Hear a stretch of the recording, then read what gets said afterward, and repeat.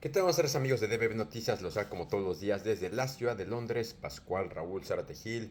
Antes de comenzar, los queremos invitar como todos los días que entren a nuestro portal de noticias dbbnoticias.com, un portal que tiene el propósito único de manteneros bien informados de los distintos acontecimientos locales, federales e internacionales que le van dando la vuelta al mundo de nuestro estado. Bueno, como ahora este jueves, en lugar de todos viernes, tenemos a nuestro invitado de lujo, al doctor Werner Voigt, el cual le agradecemos que nos tome la llamada como todos los jueves, más bien los viernes, ahora este jueves, debido a que mañana hay unos eventos ya prácticamente laborales cerca de las fiestas navideñas. Y bueno, como siempre les damos un recordatorio de la reseña de la experiencia, la trayectoria del doctor Werner Voigt, el cual es un abogado calificado por Estados Unidos que cuenta con muchos años de experiencia en temas internacionales. De igual forma también cuenta con un doctorado por la Universidad del Cairo y cómo no olvidar su trayectoria en la academia, también por parte de la UPAEP, la Universidad de Bremen. Y en fin, es una persona que como cada semana y ahora en este jueves le queremos agradecer que nos tome la llamada. Y el día de hoy nuestra entrevista será en inglés. So today we're gonna have a very interesting discussion with Dr. Werner Voigt about one of the hot topics that Donald Trump has been alleging against Mexico and also Venezuela recently about the drug cartels and the drug trafficking to the U.S.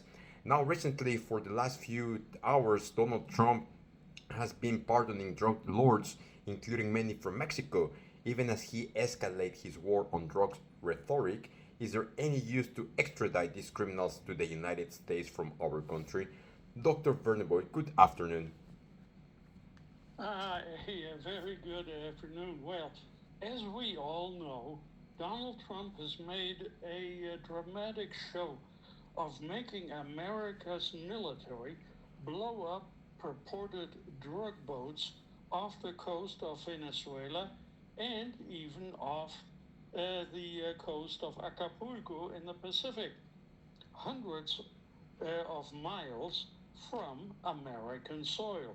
So far, Trump has failed to reveal the identity of the boat crews, what their destination was, or why the Coast Guard couldn't simply have performed its regular task of interdicting and searching the boats to confirm that they were actually carrying illicit drugs.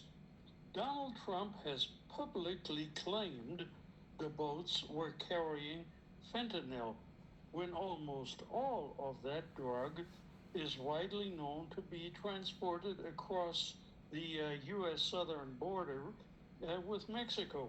Over 90% of the fentanyl seizures in the past 5 years have, in fact, come from Mexico and not from Venezuela. Obliterating these boats is a stupid tactic, in my opinion, because it destroys the evidence and does not allow for interrogation of the suspected boat crews. Dead suspects cannot disclose valuable intelligence to use in going after the drug kingpins. The tactic that Trump is using violates U.S. law because Trump has not gotten congressional approval to use lethal force against the suspects, having failed to show they pose an imminent danger to the United States. The boat attacks also violate many rules of international law, especially the treaties of The Hague and of Geneva. And top U.S. military lawyers have urged the services, the Navy and the Army, as well as the Air Force, to observe U.S. law and international treaties that prohibit precisely what Donald Trump is ordering his armed forces to do. Now, with this scufflaw attitude, the Trump regime has destroyed the reputation of the United States as a beacon for the rule of law. They became the most powerful nation on earth because of America's dedication traditionally to lawful conduct. They repeatedly demonstrate that the U.S. now will not follow U.S. law and will not follow international law either. And the reputation of the United States, its trading relations, and its economy will suffer irreparable harm, in my opinion. Soon after taking office as Defense Secretary, Pete Hegseth fired the top Judge Advocate General of the military service, the military lawyers. He called them roadblocks to orders that are given by the Commander-in-Chief, Donald Trump. He likely understood that Trump had no intention whatsoever of complying with established laws governing the use of the military. In the final analysis, then, Trump's repeated killings in the Caribbean and off the eastern coast of the Pacific are more performance art than military necessity. If Trump was really interested in pursuing drug kingpins, he would not have diverted hundreds of prosecutors and drug enforcement agents from going after the drug networks. Trump has these people wasting their talents and wasting their time on immigration cases, on pursuing brown-skinned people in various neighborhoods of the big cities in the interior of the United States. Now, drug prosecutions have fallen to the lowest level in decades under the Trump administration. Furthermore, Trump has been uncommonly generous in handing out pardons and clemency to drug kingpins. Certainly mysterious. Donald Trump had announced a tough stance against drug dealers in his second term of office, and has not shied away from threatening the death penalty. He said, "I'm ready for the death penalty if you deal drugs." That's what the U.S. president told governors in February of this year. However, Trump is currently causing a stir because he has been pardoning dozens of convicted drug dealers, including felons with a very violent past. The most recent example is Larry Hoover, the former leader of the notorious gang called Gangster Disciples from Chicago. Trump has overturned that man's federal sentence, despite Hoover having multiple convictions for murder, drug trafficking, and weapons offenses. This man Hoover was involved in a drug empire that was active in 35 United States. He sold over $100 million worth of drugs per year in Chicago alone. So a pattern was already evident in Trump's first term. Between 2017 and 2021, Trump overturned the sentences of at least 13 convicted drug lords. That is the cold truth. Now, Trump defends his decisions to do pardons in benefit of these criminals.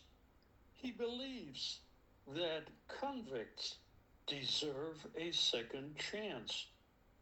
The level of punishment should be considered on a case-by-case basis, Trump has said.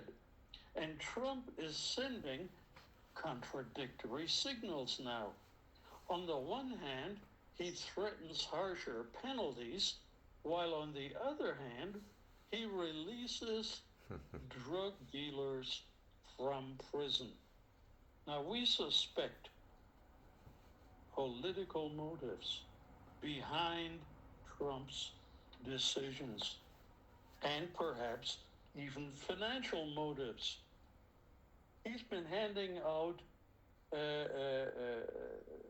pardons to other convicted felons after their relatives or business associates have made spectacular contributions to the Trump organization. President Trump has long called for escalating the U.S.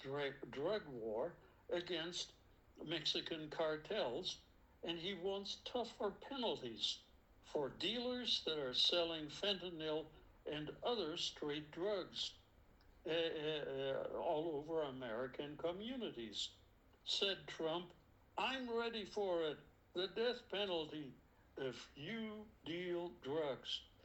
Despite, however, this tough rhetoric, Trump has sparked enormous controversy over the past 2 weeks by pardoning a growing number of convicted drug dealers. In 2020, Trump's administration also freed a senior Mexican military official arrested by the United States Drug Enforcement Agency in Los Angeles on charges he helped cartels traffic drugs into the United States. Under pressure from Mexico's government, the government of López Obrador, officials in Trump's Justice Department dropped the prosecution of General Salvador Cienfuegos Cepeda. In the first month of his second term, Trump now also has pardoned Ross Ulbricht, serving a life term in federal prison for creating the so-called Silk Road, a dark web internet site that has become a major conduct for international drug traffickers.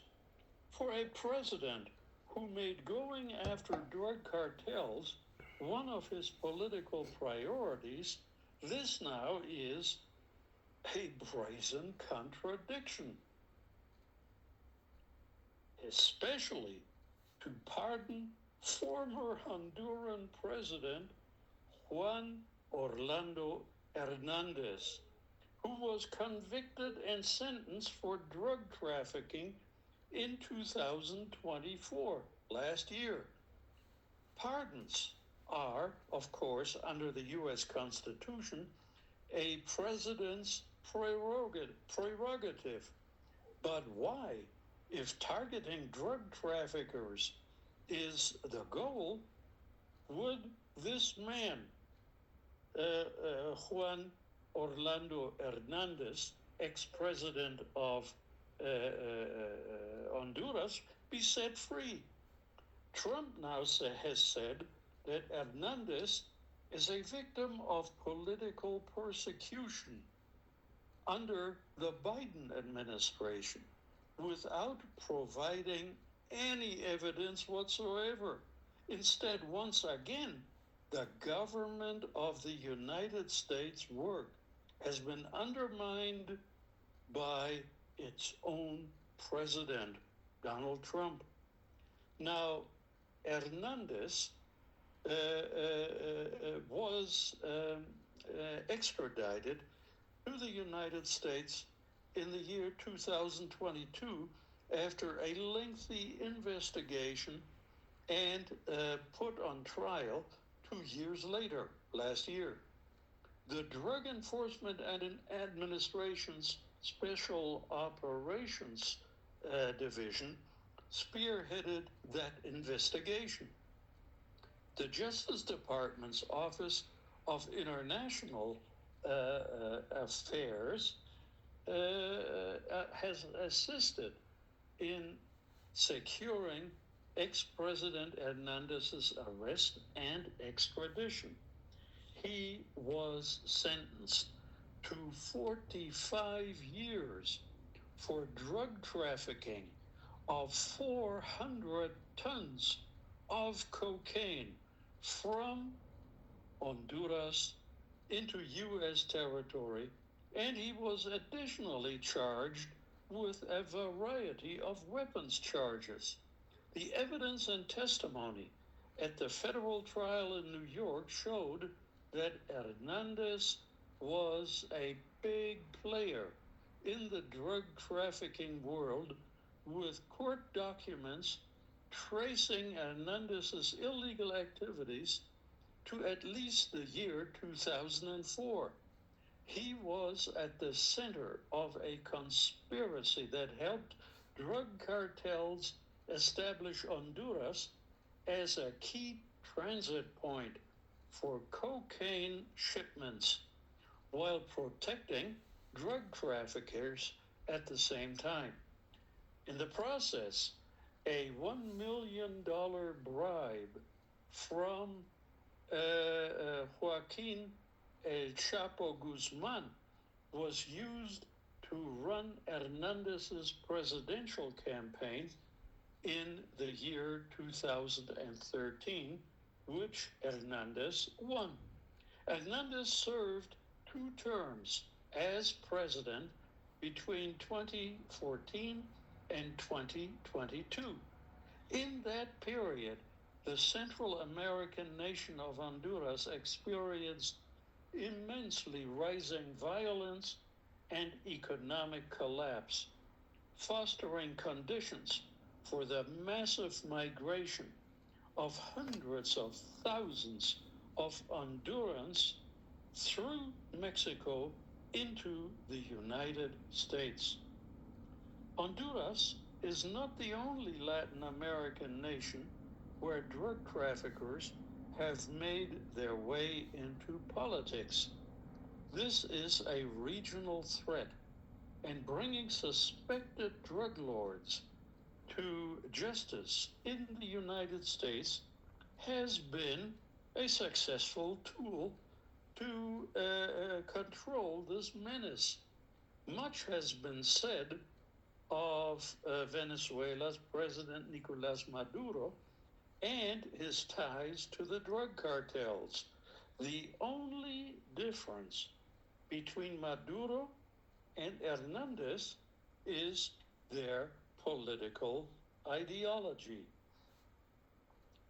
And now, Mexican Security Secretary Omar Garcia Harfuch confirmed this week that family members of Ovidio Guzman Lopez, who was extradited to the United States in 2023, had entered the United States quite legally.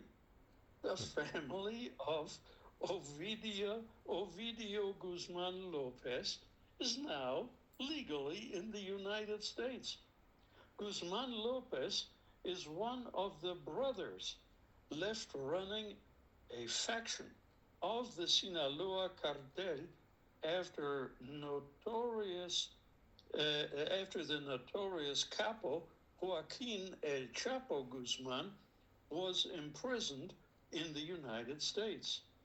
Now, videos show the family members of Ovidio walking across the border from Tijuana with their suitcases, waiting U.S. agents who welcomed them with open arms. The Chapo's ex-wife, Griselda Lopez Perez, and her daughter were among these family members that entered the United States quite legally and Oh, no. Perdón, se cortó la llamada. Denme unos segundos y vamos a contactar. Esperemos que...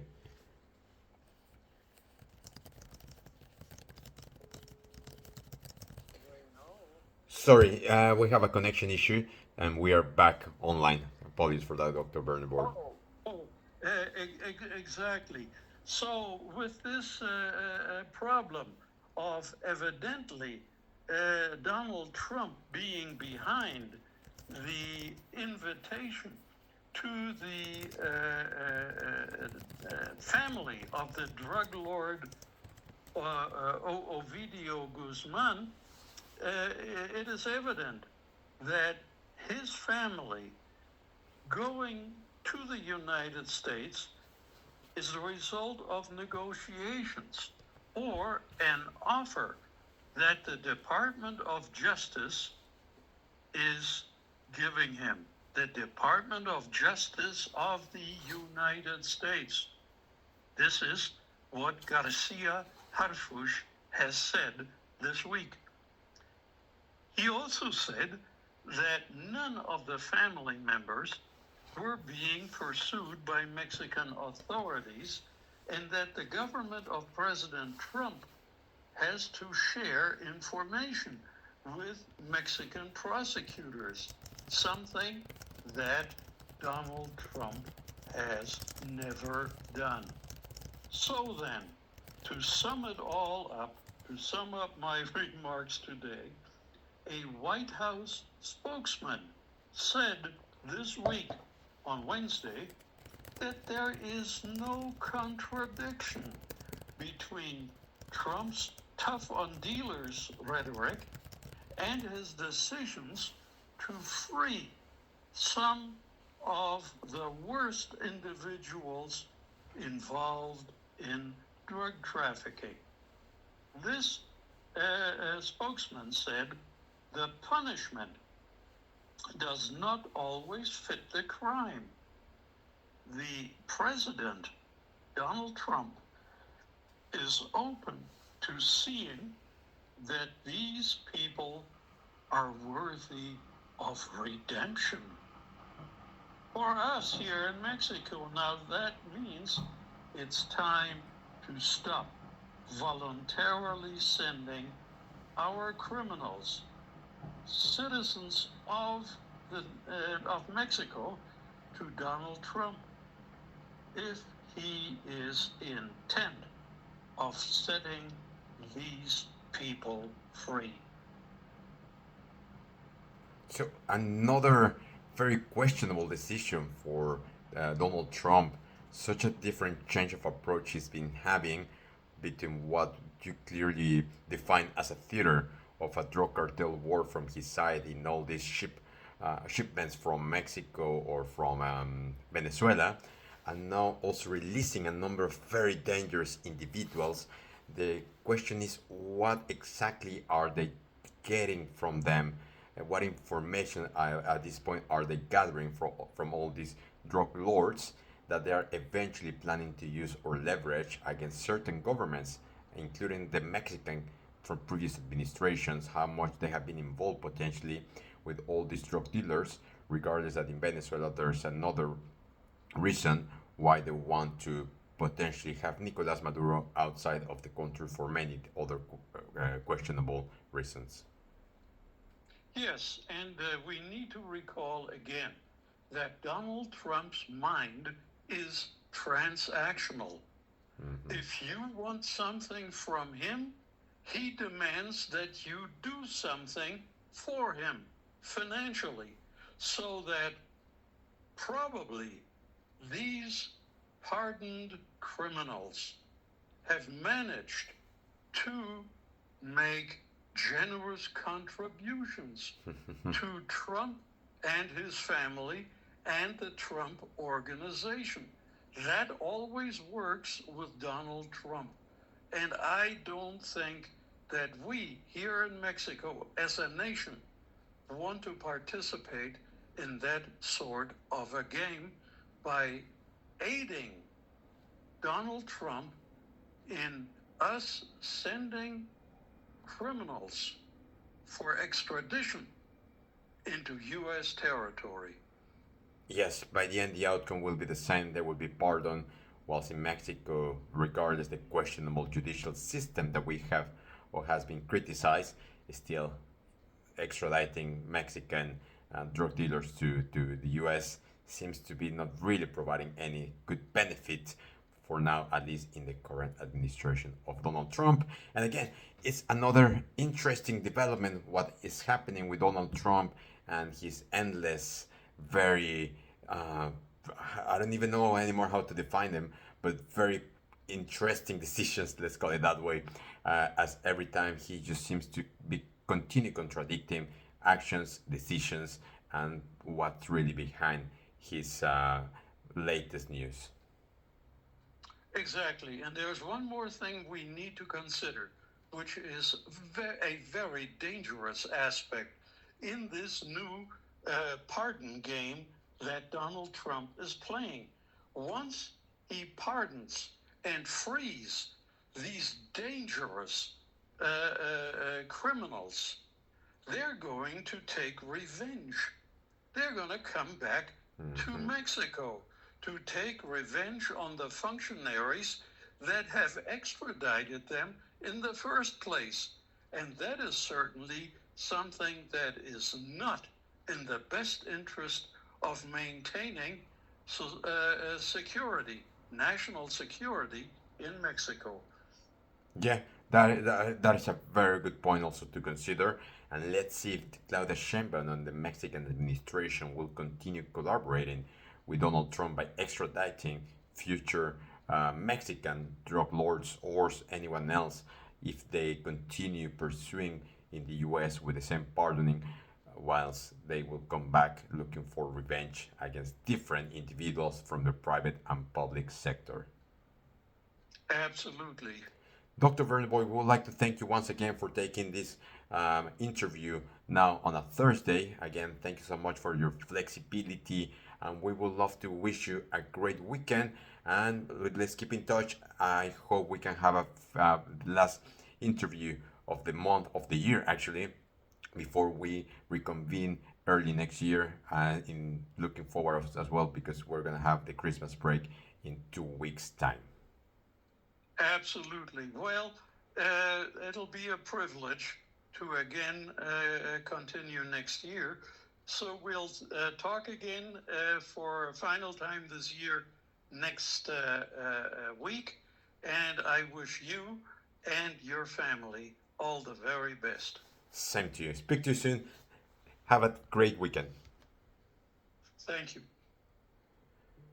Pues amigos, como escucharon, un tema muy interesante lo que ocurre con ahora las decisiones de Donald Trump. Lo que nos comentaba el doctor Werner Voigt es que pues Donald Trump, independientemente de sus decisiones, pues prácticamente estar atacando a los líderes criminales de drogas. Ya hemos visto todas estas fotos, videos que les hemos también compartido acá. Y seguramente han visto en distintos medios de comunicación sus ataques en Venezuela, los navíos también en las costas de Acapulco, pero que al final, una vez que se extraditan, vamos a ayudar apoyado para la extradición, es pues prácticamente llegan a territorio norteamericano, enfrentan la justicia, y algunos han sido ya perdonados. Esta potestad o esta prerrogativa del gobierno del presidente pues es cuestionable, y la razón pues por qué los está perdonando, y al final del día si regresarán a tomar venganza dentro de nuestro territorio a todos los funcionarios públicos, privados, gente que pues apoyó para que se les llevaran a Estados Unidos, y al final pues es gente muy peligrosa, como lo menciona bien el doctor Werner Voigt. Como siempre les queremos agradecer. Antes de despedirnos, invitamos como todos los días a que le den like, compartan, dejen sus comentarios y nos escuchamos mañana con noticias frescas antes que los demás. Hasta la próxima.